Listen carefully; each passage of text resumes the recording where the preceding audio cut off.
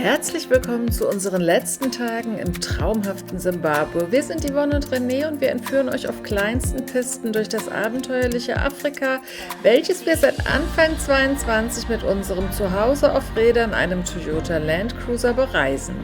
Im Moment sind wir im äußersten Nordwesten von Simbabwe am Lake Kariba und nehmen Sambia schon ins Visier. Kommt mit und habt Spaß! Hier in Makuti geht jetzt die Straße nach Kariba ab. Wir fahren jetzt hier 77 Kilometer lang nach Kariba und die Strecke scheint, wie es sich jetzt schon zeigt, sehr, sehr kurvenreich zu sein. Jetzt fahren wir mal hier ab und gucken mal, wie wir irgendwie an den Lake Kariba kommen. In der Stadt Kariba gibt es übrigens das Motto No Game, No Visitor, No Jobs. Also wenn es keine Wildtiere gibt, gibt es auch keine Besucher und dementsprechend auch keine Jobs. Das nur noch mal zu der Tierfreundlichkeit dieser Stadt. Das sieht nicht alt aus.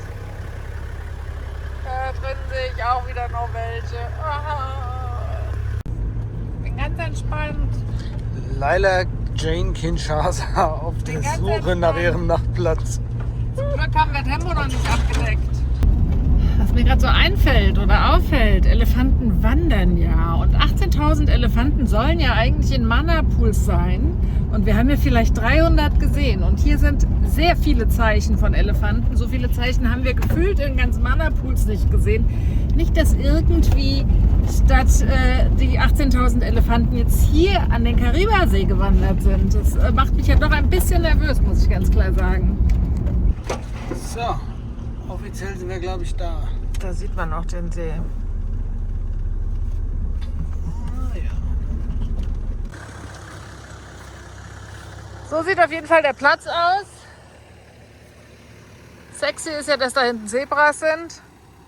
Unsexy ist, dass wir halt wirklich wir sind direkt an dem Durchgang für die Elefanten. Wir haben gerade umdisponiert, so spontan wie wir immer gerne sind, und haben beschlossen, dann doch erst noch mal hier abzuwarten. Der Platz ist gar nicht so schlecht. Mein Mann überzeugt mich ja immer ganz gerne. Man hat halt einen recht sauberen, freien Untergrund. Man hat eine schöne Sicht auf den See, auf einen Teil des Sees, auf die Berge dahinter. Und das alles muss genauestens mit unserem Fernglas unter die Lupe genommen werden. Der zwischen 1955 und 1979 gebaute Stausee ist volumenmäßig der zweitgrößte der Erde, ist ca. 280 Kilometer lang und durchschnittlich 18 Kilometer breit. Er ist auch Heimat von Simbabwes größter Fischereiindustrie und hat sich besonders bei den Angelliebhabern aus Südafrika einen Namen gemacht.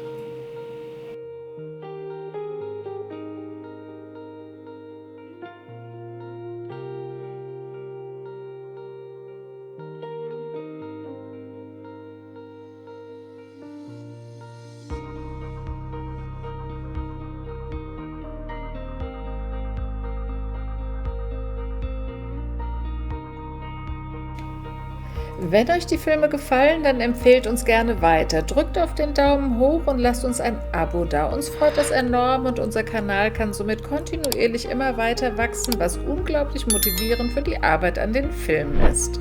Auch der Austausch mit euch über die Kommentarfunktion trägt unheimlich dazu bei. Also, haut drauf und schwitzt mit uns!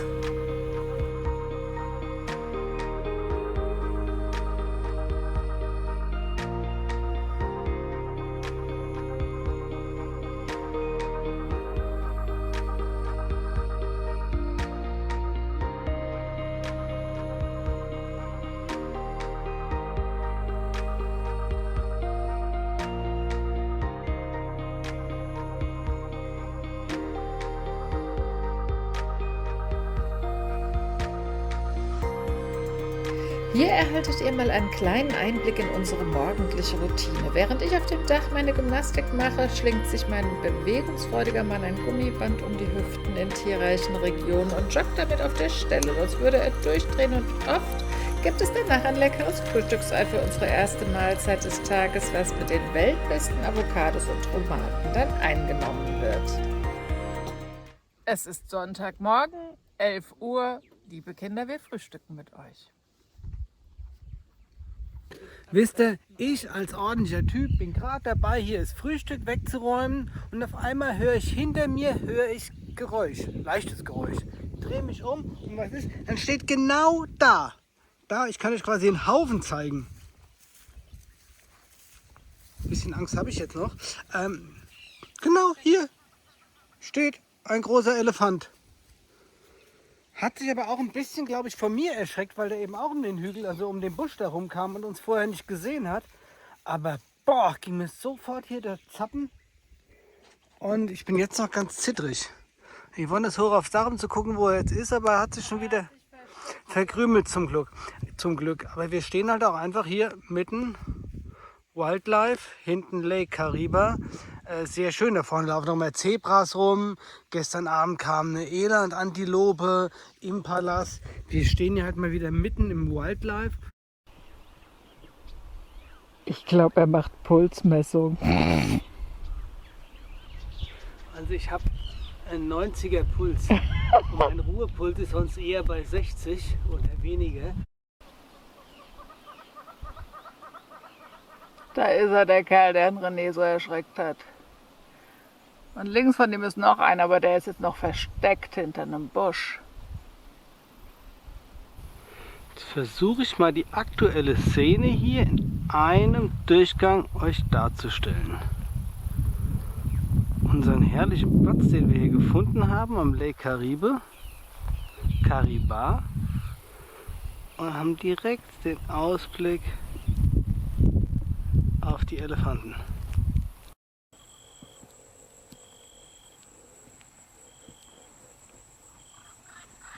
Welch ein Idyll. René liest mir aus seinem Tagebuch vor. Und in der Zeit gibt es hier überall Elefanten zu sehen.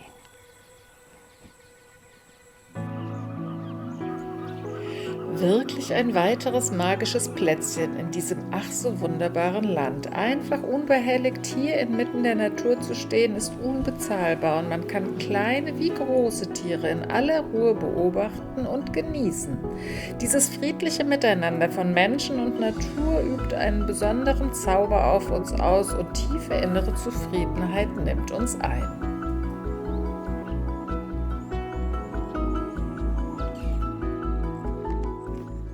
Während die Dame da oben gemütlich auf dem Dach chillt, muss ich hier unten den Kocher zubereiten, das Essen vorbereiten. Wie viele Stunden hast du heute gelesen? Ich habe halt so ungefähr den ganzen Tag mal gar nichts gemacht. Es wird ihm auch gerade langweilig.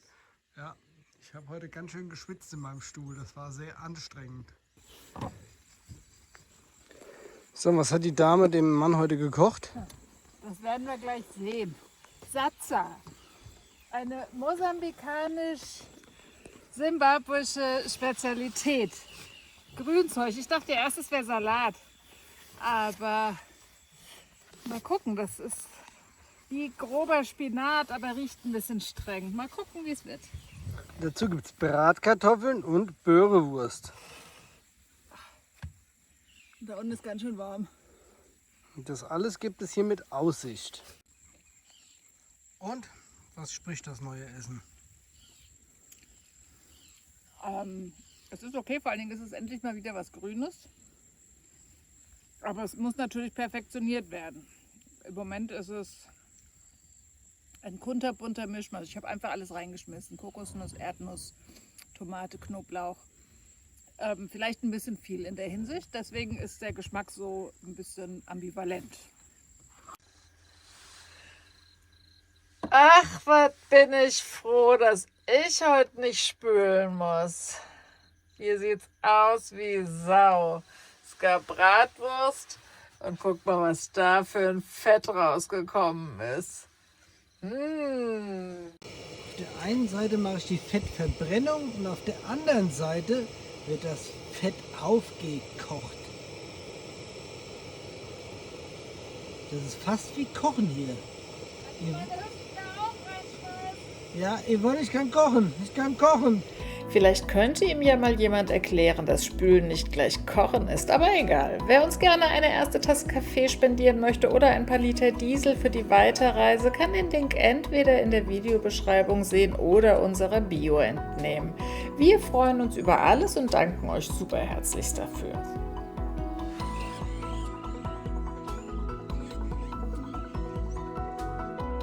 Guten Morgen. Guten Morgen, meine sonnigen Sterne. Ich kann den Lake Kariba sehen.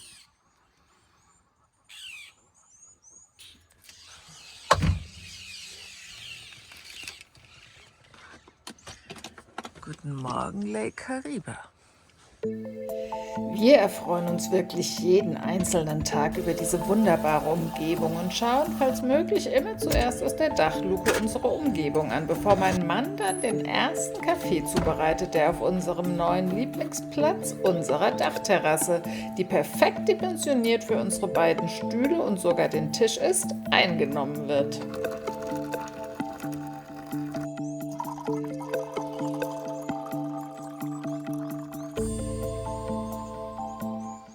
Da genießt er sein Sein. Ja, es fühlt sich so ganz gut alles an. Also ich habe hier gerade ein ehemaliges Wespennest oder sowas weggemacht. Also es war irgendwas, hier sieht man noch die Überreste von Nisse oder weiß der Teufel was. Und beim Wegfegen treffe ich darauf. Ich hätte gerne eine Erklärung, wie kommt ein Frosch aufs Dach? Komm mal raus, Schätzchen. Komm raus, auf. Na komm. Na komm, auf. Nicht weiter darunter, du sollst raus. Da ist es, Schätzchen. Mal gucken. Mit einer Hand ist halt blöd. Ich muss nicht, der steht nicht, dass er mir ins Auto hüpft. Was machen wir jetzt mit ihm? Und mein Mann hat vor lauter Aufregung mit seinem Tagebuch die andere Aufregung gar nicht mitgekriegt. Ich habe dich natürlich gehört, wie du Löwen gefrühstückt hast. Was hast du denn eingefangen? Ja, musst du mal aufmachen, aber vorsichtig. Jetzt Angst. Ja, schon ein Frosch oder sowas Verrücktes. Ja. Im Auto. Oben auf der Dachrinne von außen. Und er läuft und läuft und läuft und ist nicht mehr zu sehen. Er ist wieder da. Er wollte gar nicht freigelassen werden. Der hat sich krampfhaft, ich habe ihn so am Boden, da ist er krampfhaft hier immer weiter hochgelaufen. Der wollte gar nicht runter.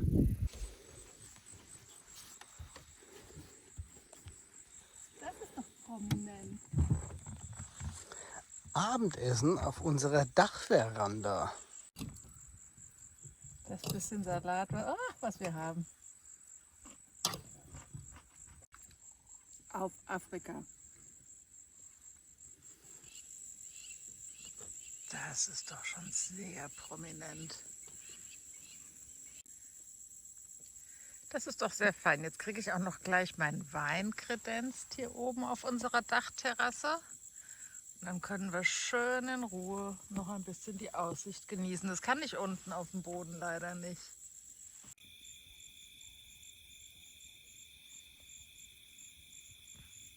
Jetzt sitzen wir hier oben auf unserem Dach.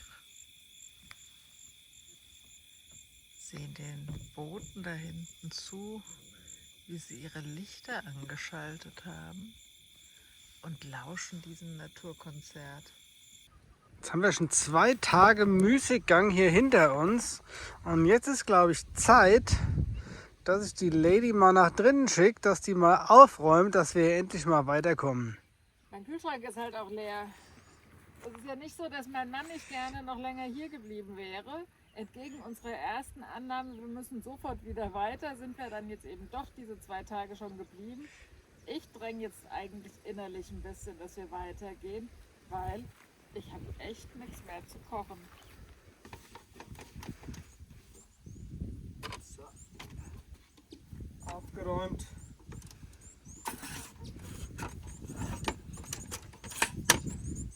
Oh, mit Grashüpfer.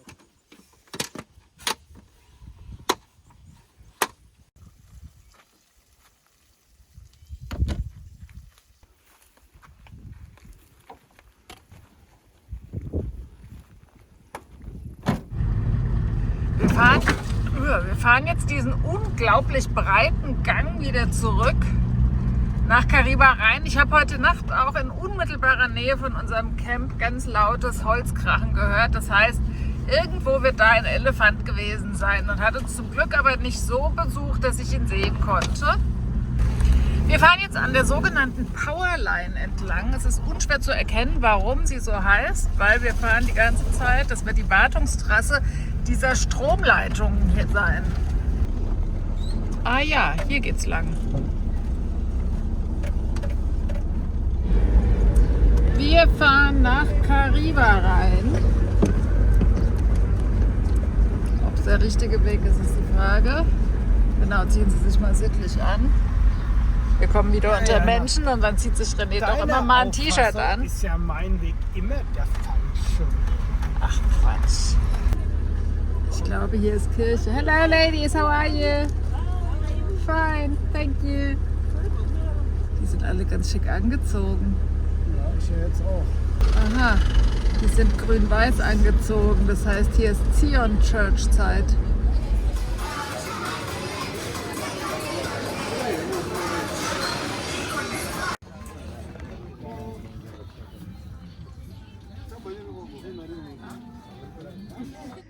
Wir sind jetzt am höchsten Punkt von der Stadt angekommen. Hier ist ein Aussichtspunkt, da sieht man auch die ganzen Damen und hier gibt es auch Kunstverkauf, die hier stehen. Die kommen irgendwie von dieser Veranstaltung, aber hier sieht man mal auf das Projekt Staudamm hinab.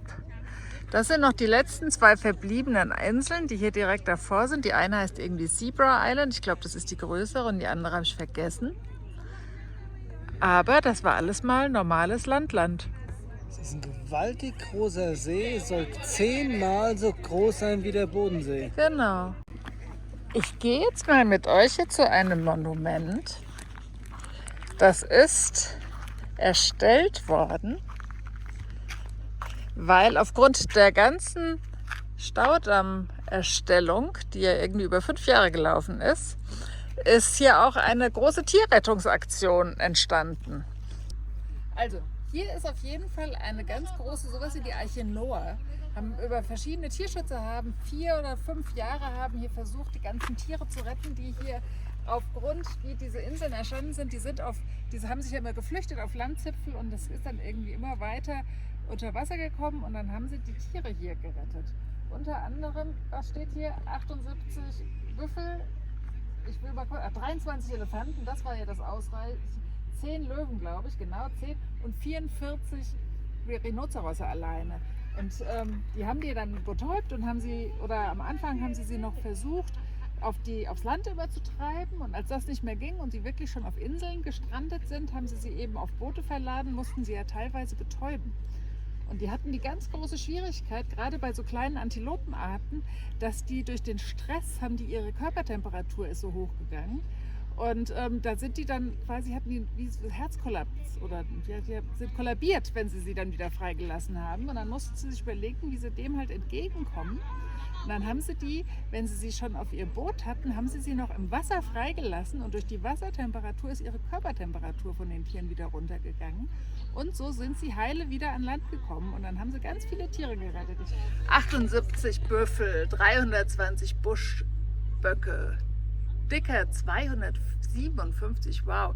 Aber also die Großtiere waren wirklich 23 Elefanten, 3 Hyänen, nur die waren wohl clever und sind schon vorher immer gegangen, 300 Kudus, 10 Löwen und 44 Rhinozerosse. Das sind alle schon ganz schön gewaltige Zahlen, die hier passiert sind. Aber nur 2 Jackals. Die sind ja auch clever. Die sind auch schon vorher gegangen. Aber in Summe 4.855 Tiere gerettet mit dieser Aktion. Das ist die offizielle Zahl. Inoffizielle Zahlen sagen wohl mehr. Hier gibt es ganz viel Curious Mitbringsel zu kaufen. Ja, auch das hat hier alles schon mal bessere Zeiten gesehen. Aufgrund der schwachen Wirtschaft hier in Simbabwe ist natürlich auch die Kaufkraft sehr geschwächt. Es hat einfach kaum einer Geld, um irgendetwas zu machen. So sind Dinge wie Tourismus, inländischer Tourismus, ausländischen Tourismus gibt es kaum, seit Corona alles zusammengebrochen, aber auch inländischen gibt es kaum. Und so sind alle Unternehmen, die irgendetwas machen wollen, ob das ein Hotel ist, ein Restaurant ist, ob das unsere Debbie in den Nyanga-Bergen waren, die gerne ihre Milchprodukte verkaufen möchte, was alles einfach nicht funktioniert, weil kein Geld am Markt ist. Ich bin auf jeden Fall froh, dass wir das eben gemacht haben, weil die Aussicht war schon echt nochmal phänomenal von da oben. Also das wäre schade gewesen, wenn wir das jetzt verpasst hätten.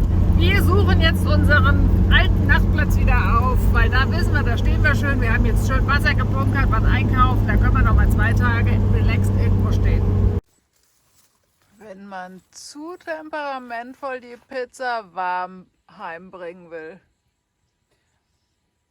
Das andere ist, jetzt bin ich doch ein bisschen aufgeregt wegen den Elefanten da wieder da vorne. Weil die sind ja nur 100 Meter weg. Wir setzen uns jetzt aufs Dach. Fertig. Manchmal wundert mich die Frau. Das ist doch perfekt. Guten Appetit.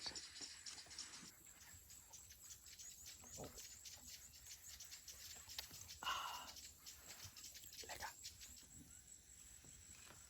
Also, liebe Leute, es geht kaum besser. Wir sitzen auf unserem Autodach, essen Pizza. Links von uns haben wir 3 Elefantenbullen. Und vor uns klackert eine Elandantilope plötzlich vorbei. Ich kann nur sagen, unser Timing wie immer perfekt. Wir wollen heute nach Sambia ausreisen und wollten uns eigentlich so die letzten Erkundigungen jetzt noch einholen, was der Kwacha, das ist die lokale Werbung in Sambia, was der Wert ist, weil wir müssen an der Grenze tauschen für Roadtax und Versicherung. Und auf den letzten Drücker geht's Internetvolumen aus. Hier sieht man jetzt mal das Chaos, was wir haben, wenn wir fahren. Da liegt die Fototasche rum, Lautsprecher, Fernglas und jetzt heute auch noch Pässe und Kanä. Was ich eben aber gemacht habe, ist, ich habe jetzt mal hier den Kühlschrank angeschaltet oder angesteckt an 220 Volt, weil da hinten ist ja unser Umwandler. Und den lassen wir während der Fahrt gerne laufen, weil dann kühlt hier der Kühlschrank auch ein bisschen besser runter. Wenn man mal so 2 Tage steht, dann kommt immer gleich eins zum anderen, was hier ausgepackt wird und rumliegt. 4 volle Tage haben wir jetzt hier gestanden an dem Platz, den wir eigentlich nach 3 Minuten schon verlassen wollten. Das ist so ein typisches Zeichen für uns. Wir sind echt immer manchmal viel zu schnell und müssen uns mal ein bisschen bremsen, weil der Platz war fantastisch. Einfach nur fantastisch. Wir haben die ganze Zeit hier auf die Ebene geguckt, die Elefanten, Zebras, gestern ja sogar die Elandantilope und heute Morgen. Aber ansonsten vollkommen unbehelligt. Das war einfach ein Träumchen. Und heute geht's jetzt ab nach Sambia.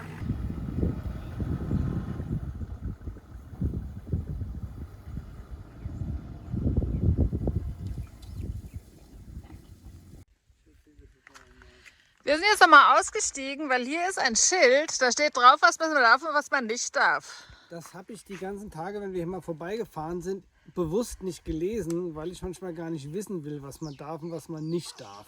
So nach dem Motto, was ich nicht weiß, macht mich nicht heiß. Kann man jetzt drüber philosophieren, ob das gut oder schlecht ist, aber manchmal fühlt sich das für mich besser an. Jetzt gucken wir mal, was da wirklich draufsteht.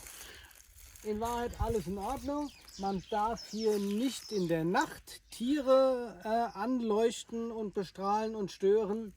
Dann darf man nicht die Pisten verlassen, das haben wir auch nicht gemacht.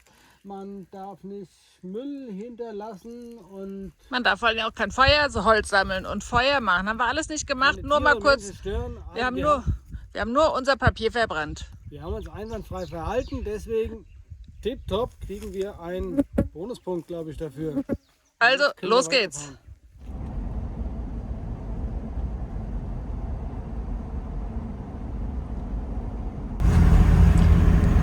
Hier wird unter anderem der Strom produziert und weitergeleitet, produziert ist wahrscheinlich falsch, der jetzt von der Staumauer, die hinter diesen Bergen ist, produziert wird.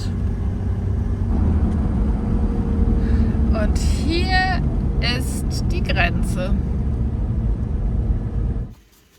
So, Zollformalitäten auf der simbabwischen Seite innerhalb von 7 Minuten erledigt, glaube ich. Nur 10. Und jetzt fahren wir durch das Gate. In Afrika bekommt man immer an solche Laufzettel, das muss immer abgestempelt werden. Da steht eigentlich nichts Tolles drauf, außer dem Kennzeichen und wie viele Personen wir sind. Aber es muss immer abgestempelt werden. Das wird jetzt ziemlich spannend, weil wir fahren jetzt über die Staumauer da unten. Ich finde Staumauerfahren immer ein bisschen gruselig.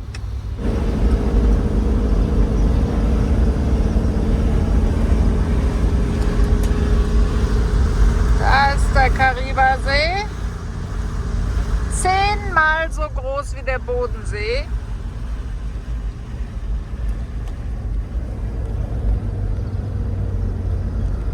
Und hier ist Lauftourismus.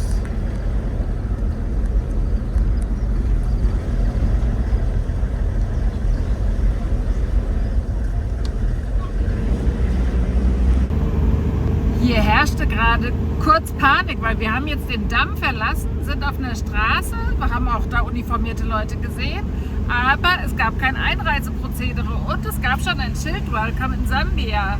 Und jetzt fahren wir hier schon die Straße entlang, das war eben ein bisschen komisch. Aber scheinbar ist der Grenzposten erst irgendwie wieder hier den Berg hoch. Zum Glück sieht man das auf unserer Karte. So, hier sieht man das, wir sind hier und da soll der Grenzposten sein. Mal gucken.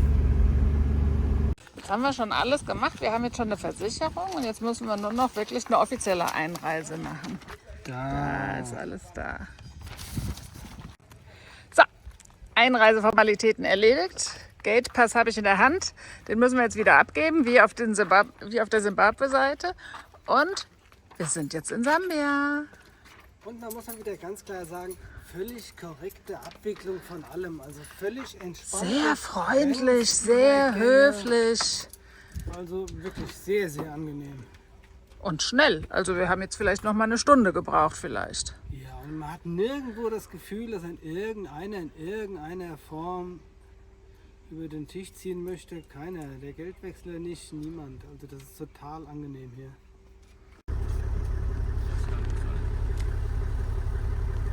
Just open your letter. How much? 60 times 17 is how much? 1020. 1020.